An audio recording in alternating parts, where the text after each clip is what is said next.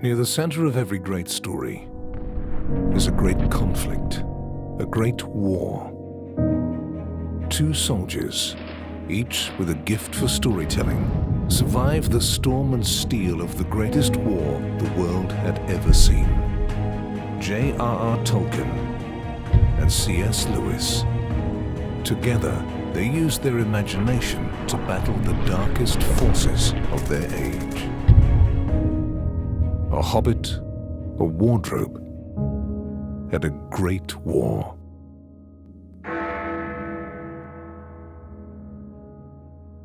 The generation of Tolkien and Lewis endured unspeakable loss in a war that they believed would advance the cause of humanity, the war to end all wars.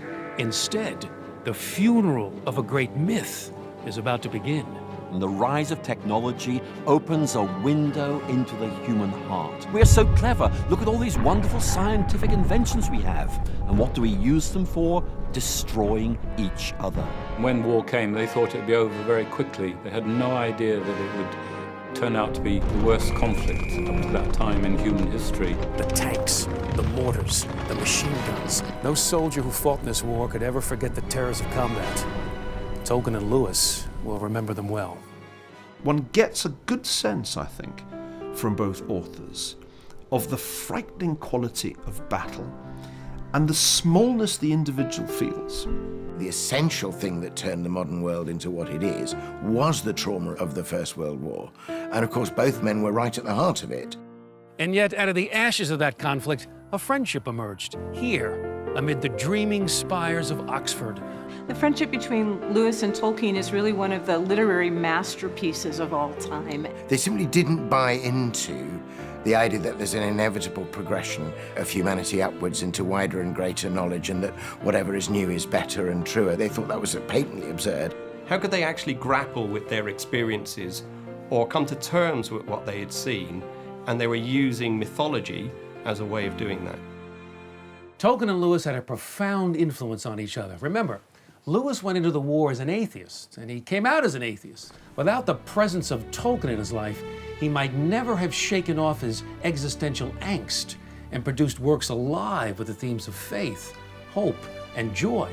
For his part, Tolkien once admitted that were it not for Lewis's great encouragement, he never would have brought to a conclusion his epic trilogy. He needed Lewis's constant prodding and demands for more. You know what Jack Lewis was like. He was such a boy. He had to have a story. And that story, The Lord of the Rings, was written to keep him quiet. Imagine a world without The Lord of the Rings and without the Chronicles of Narnia. If it wasn't for the friendship between Lewis and Tolkien, we would have neither. Lewis said, well, since children are going to grow up in a world of dragons and giants, let us at least show the children that dragons and giants can be overcome. The key character that emerges from Lord of the Rings is Samwise Gamgee. He is the hobbit that is just the normal person. He's a gardener. But at the end of the day, he achieves the final quest. And Tolkien sees him as the epitome of the average British soldier. True heroism is hobbit-sized. It's in the everyday heroism of somebody who says, I don't know the way. The Hobbit is the small character who is sort of overlooked by all the great ones of the world, but it's on the Hobbit's obedience and courage and endurance that Middle-earth is saved. Likewise, Lucy saves the day in Prince Caspian. So you don't have to be, the strong man. You don't have to be, armed to the teeth. You just need to do your duty. Tolkien and Lewis are casting a vision for a better world and inviting us to be caught up in it. They saw not an irrelevant other world in which you could escape, but curious enough, exactly the diagnostic tool that they needed to critique the world that they were in. And they did so to devastating effect. They are fundamental texts. They're incredibly important introductions to some of the most profound questions that Western civilization has raised about the human condition. If we lose the ability to communicate the value of these books to the next generation, then I shall fear for our civilization.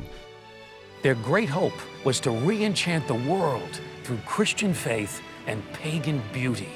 In many ways, against all expectations, that's exactly what they did. A hobbit, a wardrobe, and a great war.